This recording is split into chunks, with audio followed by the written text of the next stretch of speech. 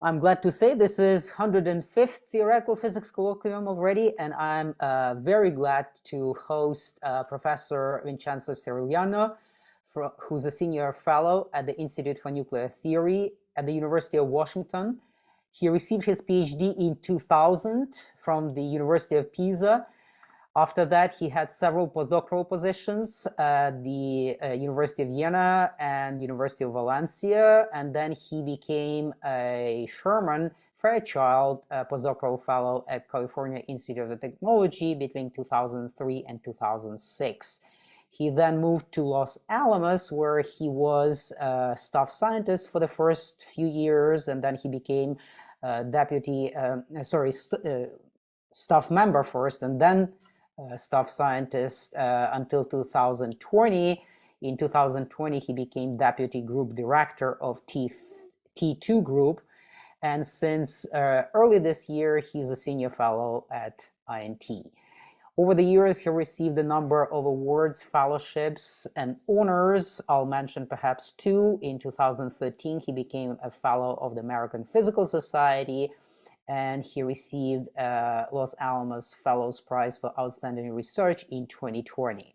He is deeply involved in professional service. He served on the advisory committee of the Institute for Nuclear Theory for 2 years between 2012 and 2014. He was on the Science Advisory, DOE NSF Nuclear Science Advisory Committee between 2013 and 16. And he was participating in Nuclear Science Advisory Committee Long Range Plan Working Group in 2015. Since 2019, he is FRIB Theory Alliance on the executive board. So his research interests include low energy probes, electroweak interactions, fundamental symmetries, effective theories from nuclear physics to physics beyond the standard model, barogenesis mechanisms and their probes, neutrino physics and astrophysics. And today he will be talking about probing physics beyond the standard model at low energies. And with that, I'll give the microphone to Vincenzo. Okay, well, thank you, Igor, for the long and nice introduction. And thank you, everybody, for being here. I hope you can see the screen and you can hear me clearly. If not, please let me know. Everything's good. Yeah, okay, good. So, yeah, as Igor said, I will be talking today about probing physics beyond the standard model at low energies. Here's the outline of my presentation. I'll start with a kind of a high-level introduction on the quest for new physics and how we go about that through the energy and precision frontiers. And then I'll focus, as you can imagine, from the title, on the precision frontier, in particular, two exciting probes. Beta decay, single beta decay is a probe of new physics in the weak interaction in the multi-TeV scale, and neutrinoless double beta decay is a probe of lepton number violation. So these are two qualitatively different probes that we can use to basically involve hadrons and nuclei.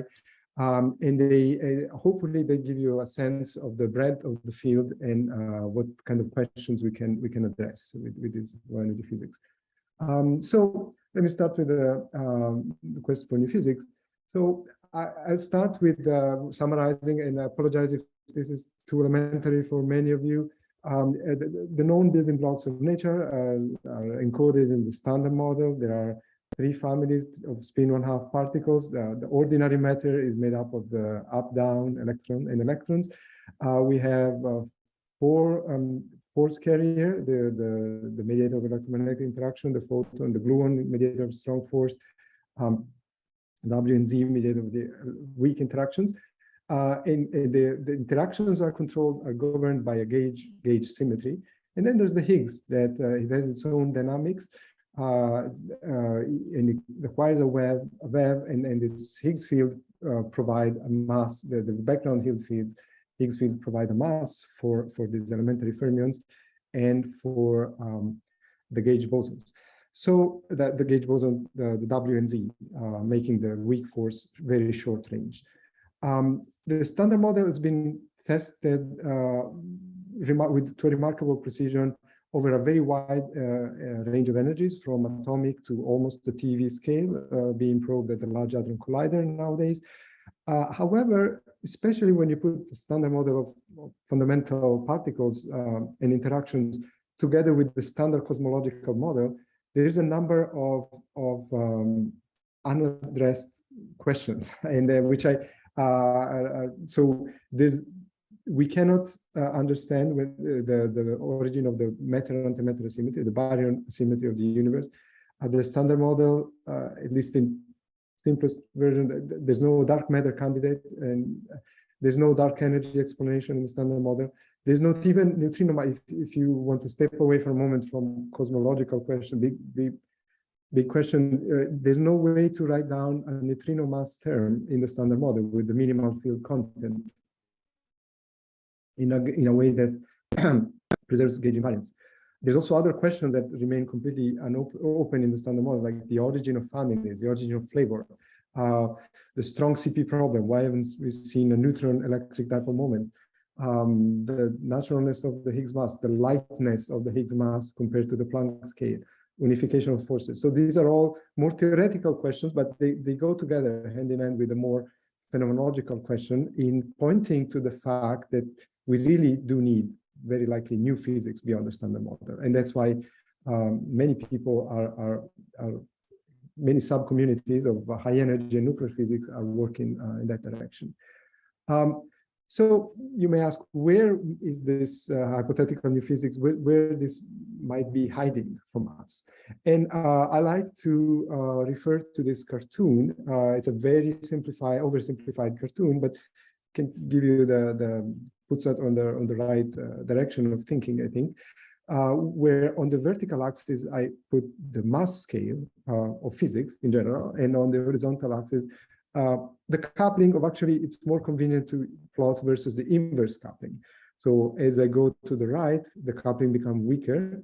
So we are going towards the dark sector, stuff that is light and weakly coupled. As we move upwards, we go to very high energy physics, high scale new physics. And roughly speaking, there's a boundary going roughly in a diagonal way on this plane. Everything within, so low mass and largish coupling, is basically captured by the standard model, by what we observe.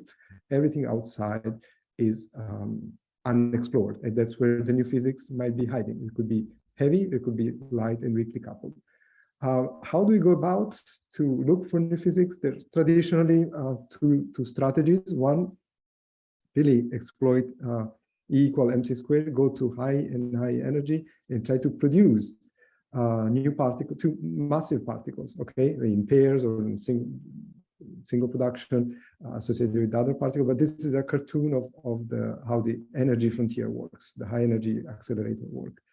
And that way you can directly access these new particles, create them and observe their decays and so on. The other way, it basically exploits more the quantum mechanical uncertainty principle. It's to go to low energy, low invariant mass system, really, that's what it means, low invariant mass system with a mass very well below the scale of hypothetical new particle, and observe the low energy imprints of this exchange of a tree level or loop level of these new parts. So at tree level, you're seeing basically the classical force field mediated by this heavy particle. At loop level, you're being sensitive to the quantum fluctuation property. And this is an indirect, powerful way to indirectly, by doing precision measurement, these high energy particle exchange causes observable shifts into low energy observables. And that's what a large branch of particle and nuclear physics is looking for. From the point of view of theoretical tools, this is usually using the fact that these are very high energy, using the decoupling theorem, we usually parameterize the effect of this new physics in an effective Lagrangian, an effective field theory, where we extend the standard model by higher dimensional operators that scale with inverse, whose effective coupling scale with inverse powers of these heavy mass. The prototype example is beta decay in the Fermi theory versus beta decay in the standard model, right? The beta decay in the Fermi theory, as we will see, it's a low energy operator whose coefficient scales like 1 over mw squared, the mass of the mediator. However, the precision frontier can also access light, and you can excite some, if you have enough intensity, there's potential of exciting light and weakly coupled particles like dark photons, dark Higgses, dark Z, and so on. And so this is, you're directly probing this dark sector on this side. So historically, I think I would say even in the standard model, to make the standard model, it's clear that you need both. Both approaches are needed if you really want to pin down the underlying dynamics. In the standard model, yes, we had to go to high energy, make sure that there are W and Z, but we had a hint that they were there. And if you want to, on the other hand, if you want to really understand all the symmetries of the standard model, and so beyond the standard model Lagrangian, you want to also go a low energy and perform programs in flavored physics and CP evaluation and so on. So these are complementary. The high energy addresses certain questions better than low energy, and low energy, however, plays a very important role in probing the symmetries like lepton and baryon numbers, CP symmetry, the flavor properties of quarks and leptons, and associated flavor symmetry. By performing precision tests, such as, for example, the precision measurement of the muon anomalous magnetic moment, or precision measurement of beta decay, for example, as I'll talk later, we can be sensitive to very high scale in physics, and so on. So what I'll talk about later in the rest of the talk is two probes, and they're two qualitatively different. Beta decays is a precision measurement. We know they're non-zero, they're there, we can measure to high precision and try to look for this deviation from the standard model prediction. And then double beta decay is the probe of lepton number of versions. These are qualitatively different. It probes an exact, essentially exact symmetry of the standard model, which is lepton number of variation. So it's an extremely rare process. It's zero in the standard model.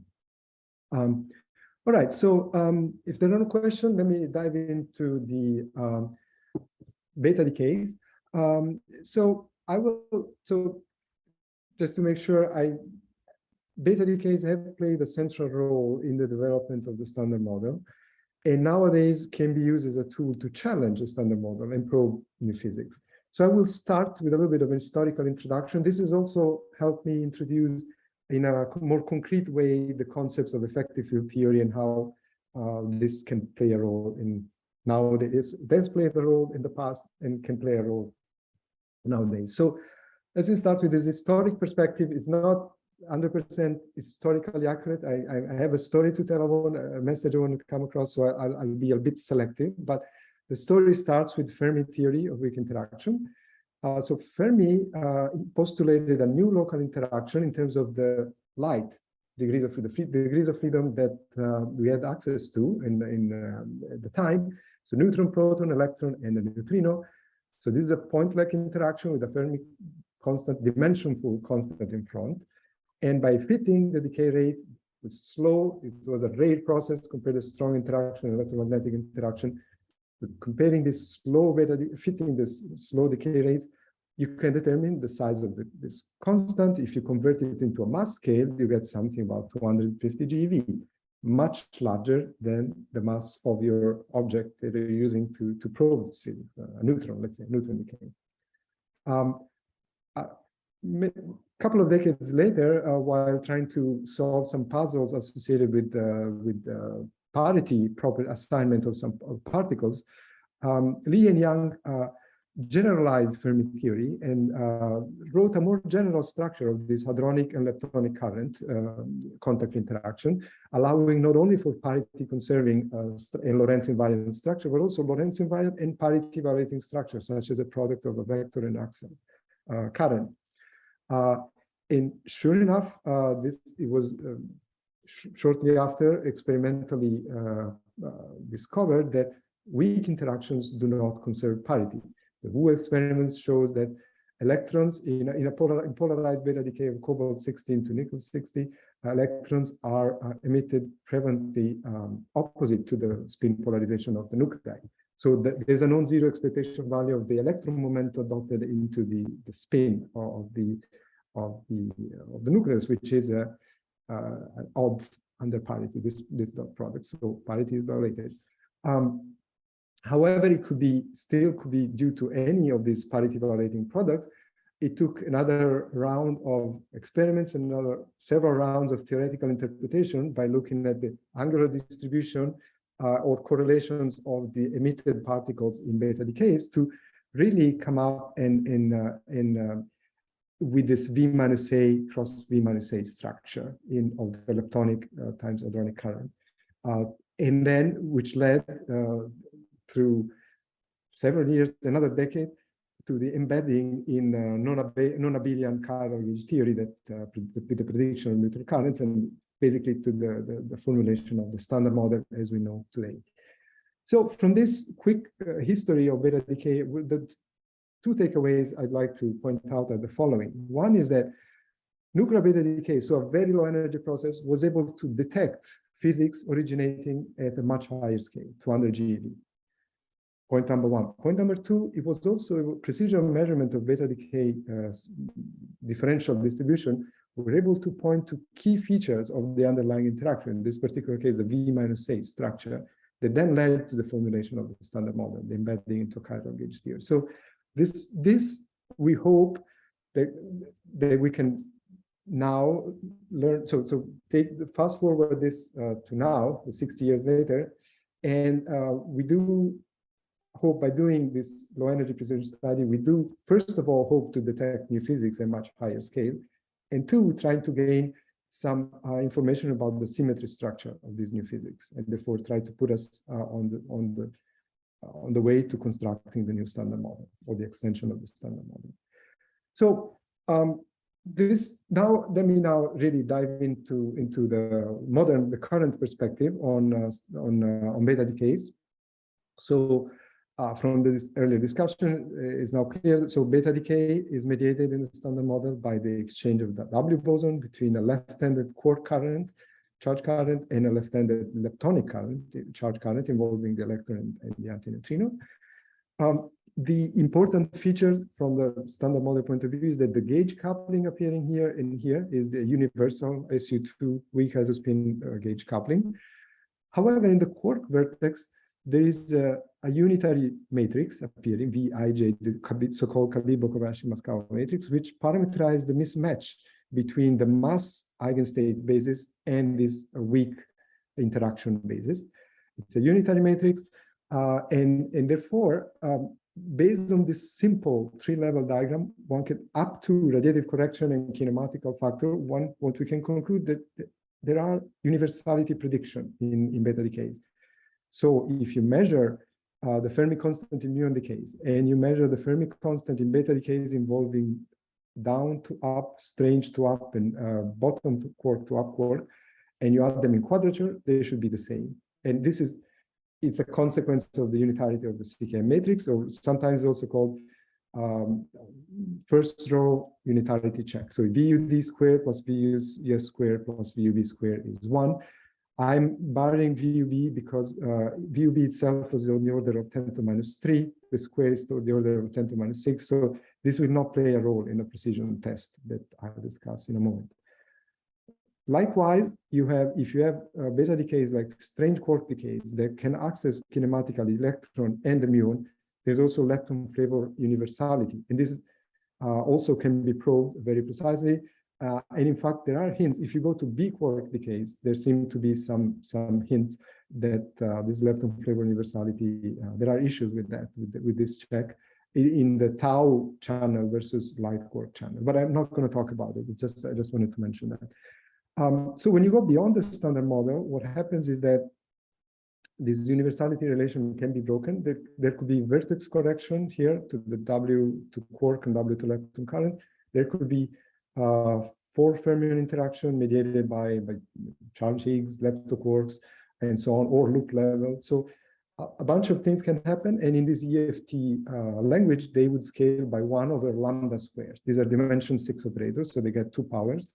And so all of these can be characterized, at very low energy can be characterized in terms of exactly 10 operators. There's a basis of 10 operators with all possible allowed Lorentz structures, and 2 sets of chiralities for the neutrino, new left and new right, if you introduce a right-handed neutrino beyond the standard model. And These couple, so I wrote them in terms of epsilons that are dimensionless. So I normalized everything to G Fermi VUD, like the standard model weak interactions. And then this epsilon are dimensionless parameter that scales like the weak scale over lambda to the second power. So you see, if in a test I can achieve a precision between 0.1 and 0.01%, we become sensitive to the scale of the order 10 TeV or more. Right, so that's the name of the game, precision. That's why we want to reach high precision. So what are the most sensitive tests right now using beta decay? These are precisely the tests of Cabibbo universality. And let me explain why I insist calling it Cabibbo universality, because VUB becomes irrelevant, then VUD and VUS becomes simply the cosine and the sine of the Cabibbo angle, originally introduced by Cabibbo in '63. The test looks something like this. You try to extract Vij, VUD, or VUS from your favorite beta decay mode or kaon decay mode. You need, from experiment, you need the lifetime or the decay rate. You need the kinematics, the phase space factor, the masses and slopes of the form factors. You need G Fermi from the muon decay experiment. And then from theory, you need a hadronic matrix element, the fact that this current is taking an initial hadron into a final hadron. And you do need, to reach the appropriate precision, you need radiative correction, effects of the order alpha, electromagnetic over pi, something of the order of 2 to 10 to minus 3. So this is the challenge, the theoretical challenge. And then you extract Vij in a channel-dependent way. This will be the real CKM elements, the one that obey unitarity, up to effects from these epsilon, this beyond the standard model couplings. And then you construct unitarity sum, and the deviation from one you call delta CKM, and will be a well-known function of the VSM couplings. So where are we as a community in this first row unitarity test? We can get VUD and VUS from a number of channels, which I try to summarize in this table. I organize the table by column, where by column is which component of the vector of the weak current, or so the W current, contributes dominantly at 3 level. So for this channel is the vector current, and this is basically the current associated with the either spin symmetry for nuclear decays or for pion decays, or the current associated with SU3 symmetry, S bar U, right? It's one generator, the charge, so the integral of the zero component is the charge generating SU3 group. So these matrix elements in first approximation, in the symmetry limit, they're known. They're Clebsch-Gordan coefficients. So even I can compute a nuclear matrix element between nuclear spin 0 and parity plus, and nuclear spin 0 and parity plus. However, there are corrections. So then that's where, because to reach sub% level, we need a correction. That's where one theoretical challenge lies. The intermediate column here involves, it's essentially the neutron decay and its siblings. Here, both vector and axial vector contribute. And then the last column is the pseudoscalar meson decay into purely leptonic final state. So this is basically the axial current eating up the pion or the kaon. So what you need here is the meson decay constant, f pi or fk, to extract VUD or VUS. And then there's also hadronic tau decays. You can actually read this diagram the other way. If this is a tau and the hadrons are in the final state together with the neutrino, but the current precision is a little lower, so I'm not going to discuss. That's also an interesting area. So I'm going to gloss over a large number of, so it should be clear, right, from this table, there's a large number of theoretical and experimental input that goes into this. You can find a summary of a recent, up-to-date summary with all, I think, the relevant literature in this recent paper here. And I would like to present diagrammatically, graphically, or the result. So in this plane, VUS versus VUD, the most precise constraint on VUD are from the nuclear beta decays at the 0.03% and neutron beta decay at the 0.04%. These are these vertical bands. Then on the US, we can extract it from the vector channel, k to pi L nu at the 0.25%. This is the horizontal band. And then taking the ratio of k to mu nu over pi to mu nu branching ratio, we get this VUS over VUD, right?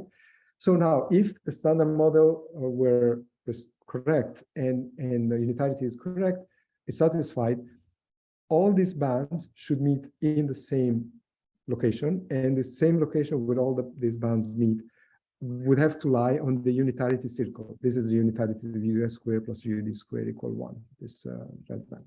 And obviously this is not happening, and it's interesting to look. There's really a couple of anomalies. You can look at the global fit, which is, if I put together blindly compute the minimum chi-square for these constraints, I will get this yellow ellipse, which points to about 3 sigma violation of unitarity.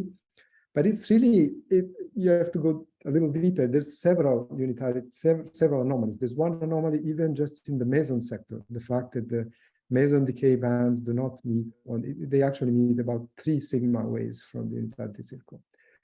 And therefore, this makes it interesting from the point of view of new physics. There's 3 versions of delta CKM that I can build.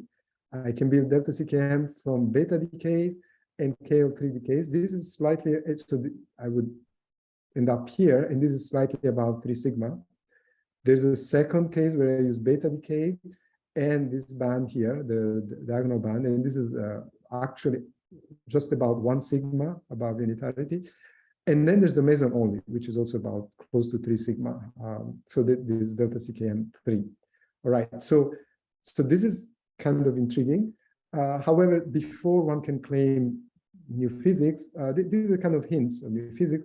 One would like to scrutinize, again, all the input, both theoretical and experimental.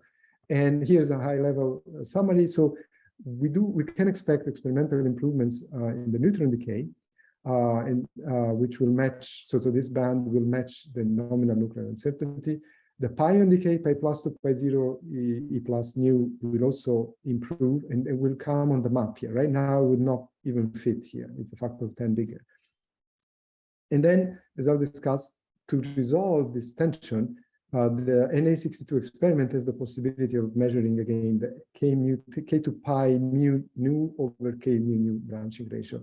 And this can have a big impact on understanding if this discrepancy is real. On the theory side, the frontier is to really compute these radiative corrections in lattice gauge theory, putting both QCD and QED on the lattice. And this is a big challenge for k to pi nu and neutron decay. And last but not least, there are ideas on how to work on effective field theory-based first principle calculation of the nuclear radiative corrections, which are also the limiting factor here on the nuclear side. All right, so but keeping this in mind, I'd like to have some fun and pursue the idea that these are new physics signals and play a little bit with the possible BSM explanations. So one possibility would be these 4 Fermi interaction, right? That either rescale the standard model or they have different Lorentz structure. However, it turns out that that very same operator, if it exists, yes, it shifts all the beta decays, but also would show up in a place that where you first wouldn't think about. It would show up at the Large Hadron Collider and would change this process, the charge current radiant, proton going to electron, neutrino, and X. So because you pick out an up quark from one proton and a d bar, let's say, from the other, the C of the other proton, and this poses actually very strong constraint below the permeable level. So this contact interaction, they are unlikely source of this. They're ruled out essentially as source of this CKM discrepancy. On the other hand, the vertex corrections, both on the quark side and the lepton side, they remain viable candidates. And I would like to discuss in particular. There are many, therefore theorists have been busy, they've written many papers. There's a nice recent summary about this on the Moriond proceeding by Andreas Krivellin, and I point you to that if you're interested in learning more. I will discuss only one huge solution that involved right-handed quark currents. Why do I like it? If you take seriously this discrepancy in the meson sector, then right-handed current are the only solution that can actually move everything around or consistently all the bands so that they meet on the unitarity circle. But you need right-handed current because these are channels dominated, the diagonal band is dominated by axial current modes. The vertical band, horizontal also are dominated by vector modes, vector current modes. And the right-handed current shift, because it's V plus A, it shifts with the relative sign, the two. So the vector modes get VUD and VUS from the vector mode gets shifted 1 plus epsilon, but the one from the axial mode is shifted the other way, 1 minus epsilon, all right?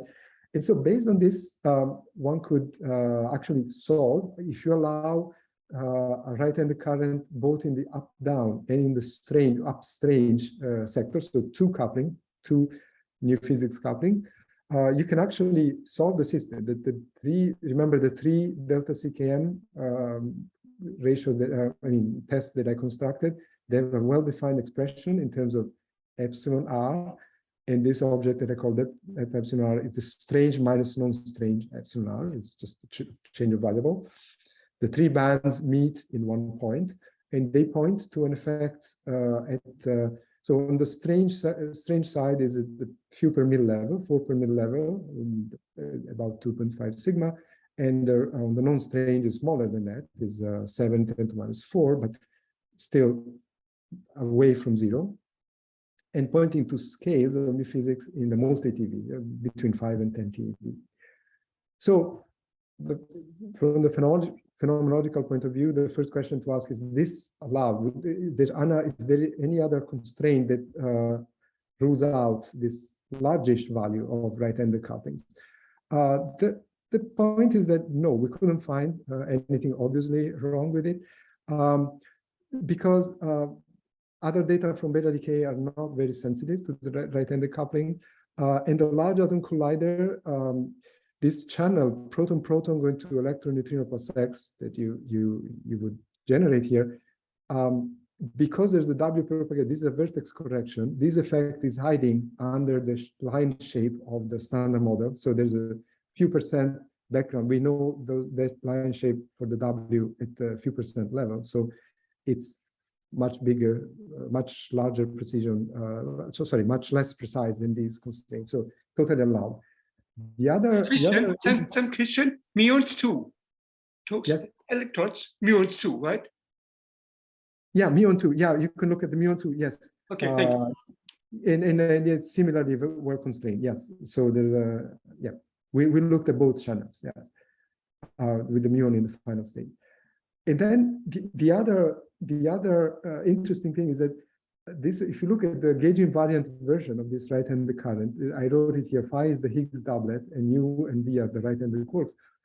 This object the operator involves two Higgs fields. So if I give VEV to both of them, I get the low energy vertex correction. If I give a VEV to one of them, I could, in principle, generate proton-proton to W plus Higgs plus X, right? So it's the so-called associated production of the Higgs and the W boson.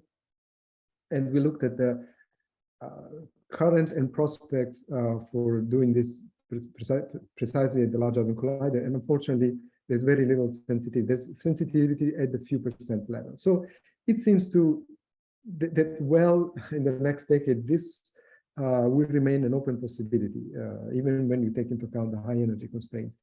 What we suggested in this paper actually is that it would be very crucial to remeasure this branching ratio of K to pi mu nu over K to mu nu at the 0.2% level.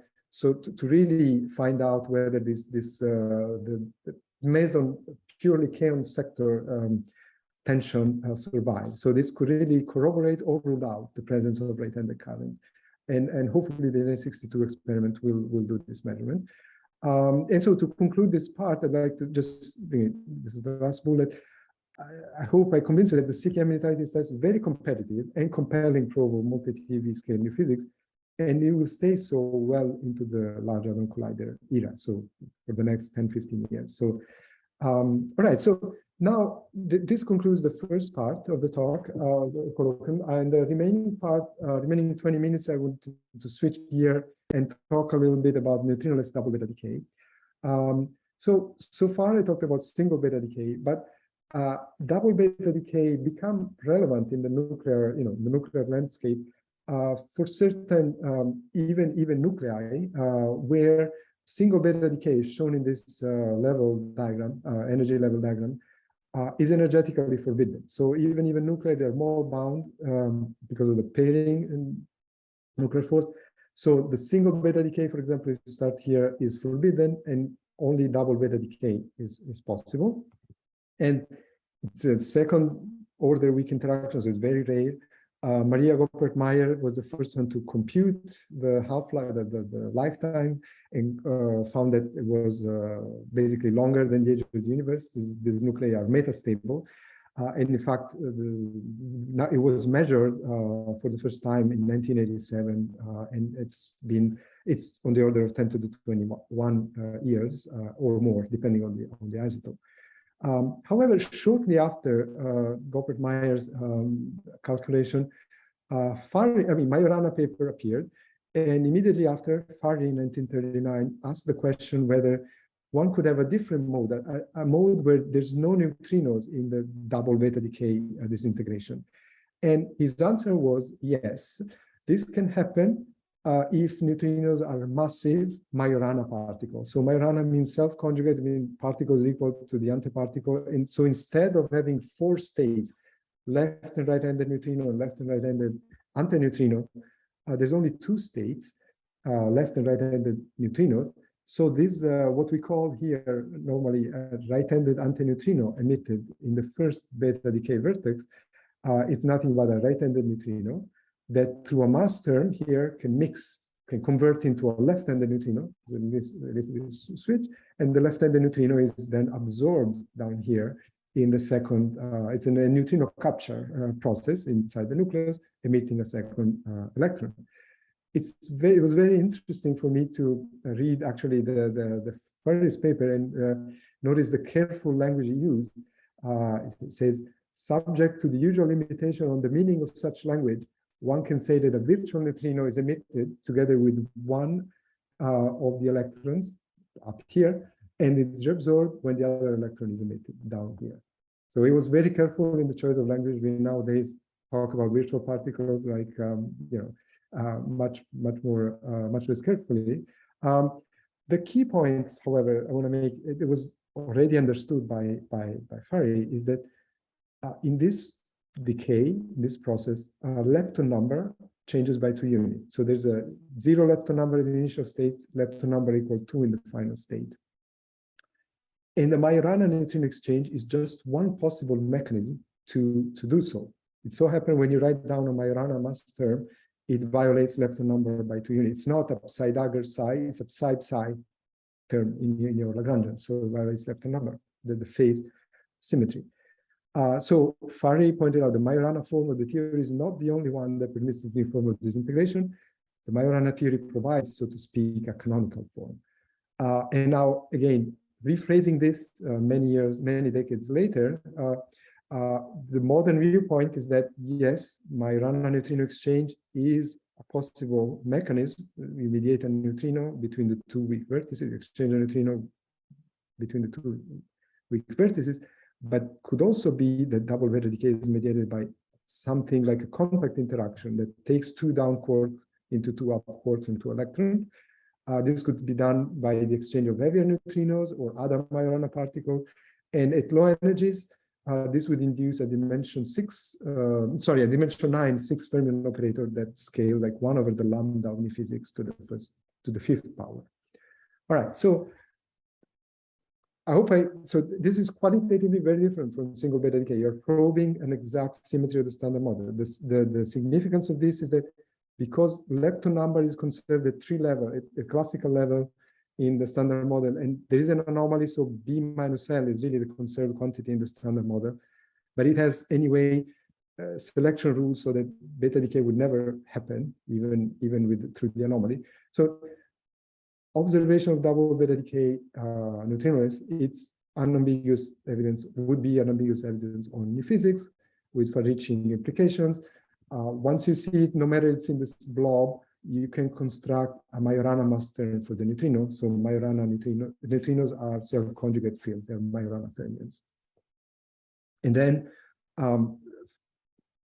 you would also, going back to the big question I posed at the very beginning of the talk, establishing lepton number non-conservation experimentally, this establishes a key ingredient to generate the baryon asymmetry via leptogenesis. This was pointed out by Fukushita and Yanagida, and I will briefly touch upon in the next few minutes on this leptogenesis mechanism. So, because of the significance, there's a huge experimental program worldwide, several campaigns to build ton scale experiments, or literally hundreds of kilograms of isotope in an underground lab, low background environment, trying to detect this little peak. If you plot the decay rate versus the sum of the electron energies divided by the Q value, this is the spectrum that you would see in the 2 neutrino double beta decay, a continuum, and then the signal for neutrinoless mode is just a little spike at the endpoint. So the searches aim, the current limits, and therefore this are at the 10 to the 25 years of half-life, 10 to the 5, 10 to 26. The next generation will go a couple of orders of magnitude higher in sensitivity. The physics reach of this experiment is huge, it's very broad. It probes mechanism, which again, going back to this coupling versus mass scale, it probes mechanism that live all over this plane. It goes from the very high scale seesaw mechanism to intermediate scale seesaw, or just models of new physics that generate radiatively neutrino masses, to very light and sterile, almost sterile neutrinos. So this question mark here, you're probing physics all along this diagonal band here. And so from a theoretical perspective, the best way to interpret data, to set up the interpretation of data, is to use, again, effective field theory. This is a multi-scale problem that involves the new physics scale, possibly very high, but also you have to go all the way to the nuclear scale, going through the hadronic threshold about the GeV, when you go from quarks to neutron and proton and pion before even going to nuclei. So what has been a realization in the last 5 years or so is that we really do need to set up, to make connection between the observation and the new physics, we need to set up coherent effective field theory. It's a tower of effective field theory, going from the standard model effective field theory so between the weak scale and lambda, then the weak scale and the hadronic scale, lambda chi of the order of GeV, and then the chiral EFT that takes care of the nuclear scale, the Fermi momentum, or the 100 MeV over the QCD scale of order of 1 GeV. You can find a lot, summary discussion and reference to the original papers in this snowmass white paper here, and reference therein. In the remaining minutes of the talk, I will say a few words about the high-scale seesaw, its significance, and where we are in terms of connecting the scale, the high-scale seesaw to nuclei. So in the high-scale seesaw, the new physics, this is kind of a nightmare for model builders because everything is pushed very high. We wouldn't see anything at the Large Hadron Collider. We would maybe see proton decay in these scenarios, and maybe we would see double beta decay, neutrinoless double beta decay. Nonetheless, this shows the power of this probe. Even if there's a desert between the weak scale and the gut type scale, we are sensitive to that. In this limit, the Majorana mass is generated by the exchange of very heavy particles, and the prototype example is a right-handed neutrino. Is a fermion that carries no charges under the standard model group, so it's sometimes called sterile neutrino. Because it carries no charges, we can write a mass term for it, in particular Majorana mass term for it. And that interacts through Yukawa couplings with the active neutrino and the electron, right? So, and through a diagram like this, you would generate a mass term for the light neutrino, see, and when the Higgs acquires a wave, the mass goes like Yukawa squared, the strength of this coupling, the electroweak wave squared, divided by the right-handed mass here, the propagator of this neutrino. And if you assume Yukawas of order 1 and MR of the order of 15 GeV, you reproduce roughly the order of magnitude EV or smaller for the neutrino mass. So many people are really in love with this model. It's important to recognize it's one model. It explains with order 1 coupling the smallness of neutrino mass, but then you have to come up with a good reason why this scale is very high. But it's been very popular. In this scenario, again, the only remnant at low energy is the Majorana neutrino mass. That's the only interaction that carries delta L equal 2. So neutrino, so 2 down quark to 2 up quark is mediated by this light neutrino mass. So that's double beta decay. And then in this scenario, you can also generate the baryon symmetry, as Fukujita Yanagida pointed out. And this would happen through CP violating and lepton number violating decays of the new R, of these heavy states, that happen out of equilibrium. So suppose a new R goes into Higgs, H star and lepton, and or H and L bar. If there's CP violation, this can happen at different rates. So you make a net lepton number. If you do it out of equilibrium, this lepton number sticks, is not erased by inverse processes. And then the lepton number can be processed by electroweak spheron at high temperature into a baryon number, essentially, through this non-perturbative process. So that's how, in a nutshell, lepton is. So not a bad model to focus on, but it's important to realize it's a corner of parameter space, in theory space. So in this, somehow the attractiveness of this is that we've already discovered this operator, right? Through neutrino mass oscillation, through neutrino oscillation experiment, we know quite a bit about the mass parameters. The decay rate, therefore, we can hope to predict the rate of double beta decay.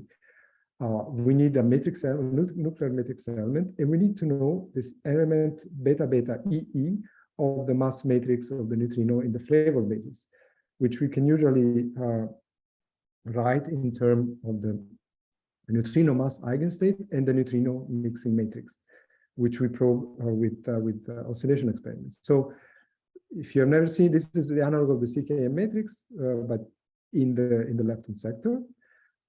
Is a Pontecorvo, Maki, Nakagawa, Sekata matrix. It has 3 angles, 1 phase that can be measured through oscillation experiments, and 2 phases that unfortunately they're not observable through experiment. They're also called the Majorana phases. The other thing that we need is the input on the neutrino spectrum. Neutrino spectrum, unfortunately, there's a few things that we don't know. We don't know the absolute mass, because oscillation experiments are interference experiments. They're sensitive to mass difference, the difference of mass squared. So we don't know the absolute value, and we don't know which ordering. We don't know whether the lightest neutrino is the one that mixes maximally with the electron or not. So this is called normal spectrum, and this is called the inverted spectrum. So keeping this unknown into account, usually one plots the sensitivity into 2 branches, the normal or inverted ordering and normal ordering, and plots versus the other unknown quantity, the lightest neutrino mass. And so in this plane, in the width of this band is due to this unknown Majorana phases, unfortunately. So those are, you marginalize on those phases and you get this. And so when you put things together, where are the current experiments? The current experiment, Kamlan-Zen, is the most sensitive so far, is probing this region of M beta beta. By non-observing double beta decay, you can say M beta beta has to be smaller than this kind of value. Why is this a band? It's a band because it reflects the uncertainty on the matrix element. If you knew the matrix element exactly, this would be a line, okay? So but we assume a range for now. It's pretty big range and disturbing thing, but that's where we are right now. And then the next generation experiment, ton scale, aim to cover this entire region here, arrive here at 15 milli electron volt. And then the next generation, next generation, beyond ton scale, will aim at something like this.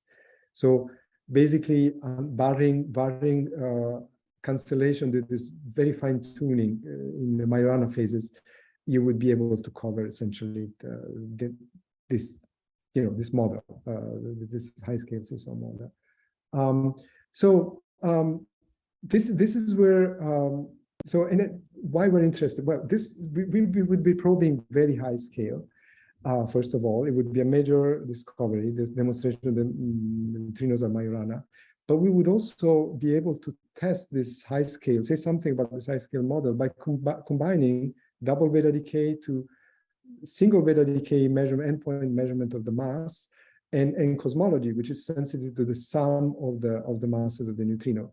So I'm sort of running out of time, but I want to point out that in order to make this very interesting correlations and maybe point to problems with either cosmological model or immediately point to new contribution to lepton number violation, we do need to know this matrix element better. So the matrix elements right now from this review, they vary for each isotope by a factor of few, 2 to 3. It's 100%. It's really bad. So assessing the discovery, so the full impact of these very sensitive experimental searches, we need to work on the theoretical side. And as I told you before, we've launched this effective field theory approach, and we are. I'd like to, in the remaining 3 or 4 minutes, give you a flavor of what's been done in the last 3 or 4 years. First of all, remember, we have to start at the quark level, quark, gluons, and weak interactions. So when we do this, and we try to categorize at the low scale, the nuclear scale, which are the dominant contribution ordered in this ratio, the small parameter, Q over lambda, where Q is on the order of K Fermi or pi mass, and lambda chi is on the order of GeV. So we found, sure enough, a Coulomb-like potential due to the exchange of the neutrino, 1 over Q squared. But we also found a contact interaction whose physical origin you can think of from this diagram to the right. It's a quark level diagram where you exchange light Majorana neutrino, but also one gluon and gluon. As the scale is lowered, this exchange becomes non-perturbative. And the coupling, turns out there are ways to show that the coupling in front of this contact interaction that you expect to arise from here actually scales like 1 over K Fermi square, 1 over m pi square. It's a soft scale down there. So it's not a hard GeV square scale that would make it subleading. So it's a soft scale. The way to do that is, so this is the physics. I hope I convey the message. The way to really show that it's a soft scale is through renormalization group running in the infrared. And this is becomes very technical. It's this second bullet here, which I'm going to skip for the sake of time. Please ask me if you want in the Q&A.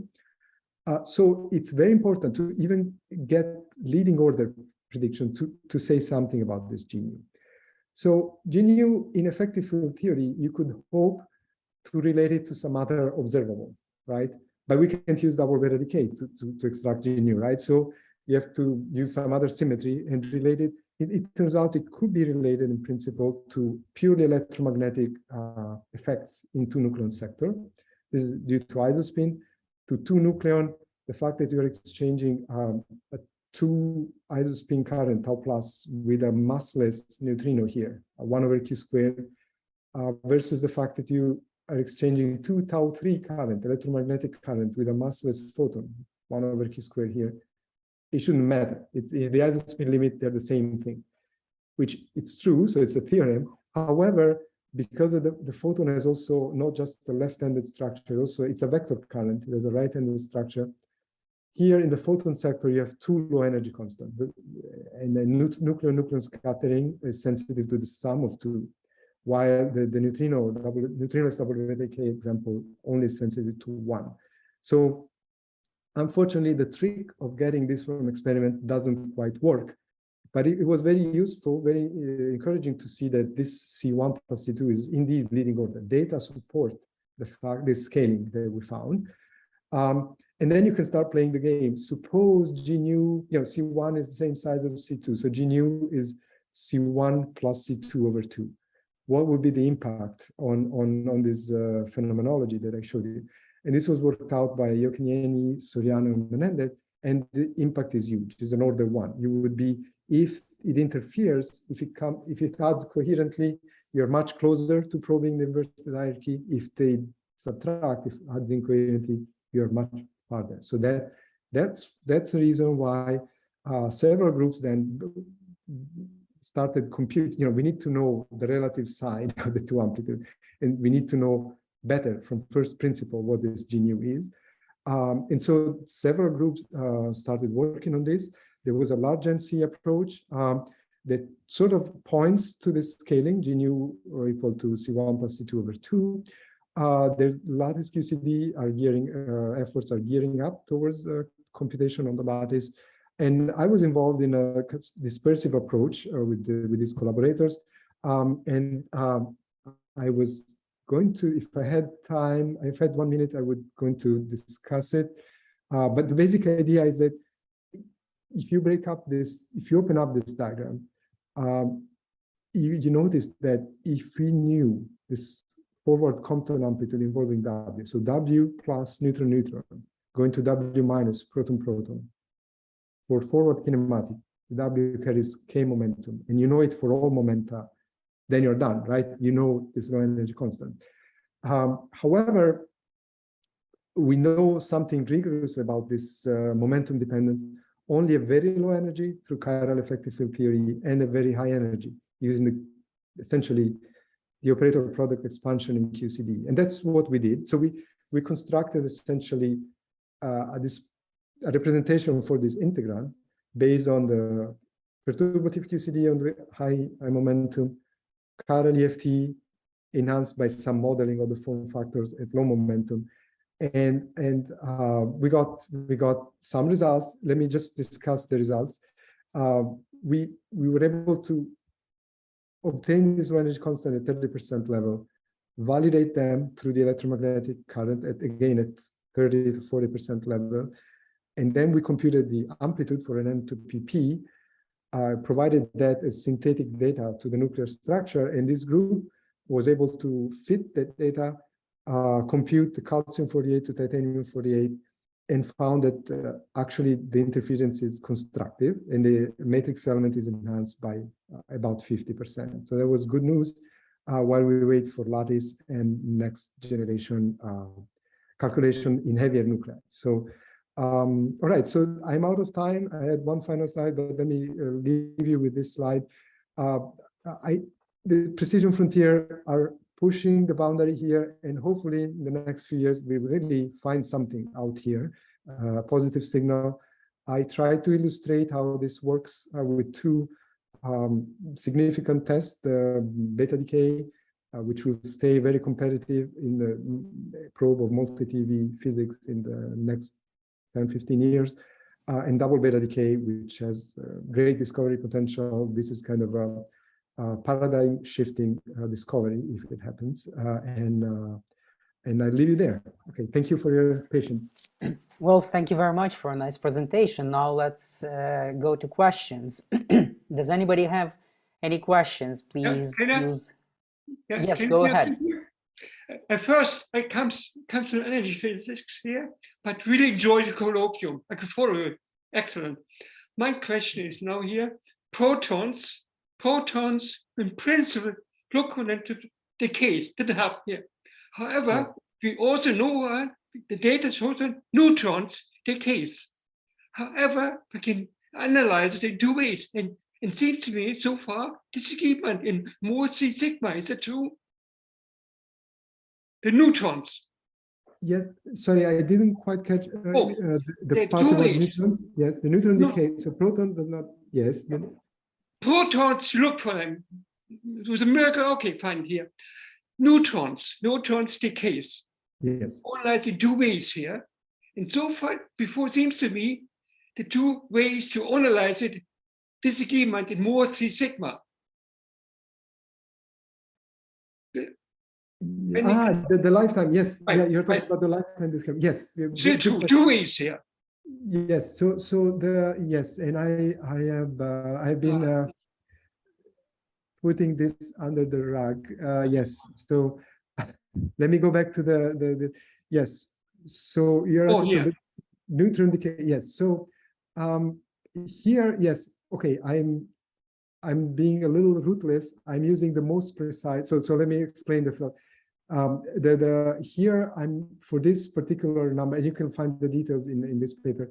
I'm using the best measurement, which come from the bottle, ultra cold neutron, cooled and then trapped in bottles or bathtubs, more than bottles, but this particular experiment in Los Alamos.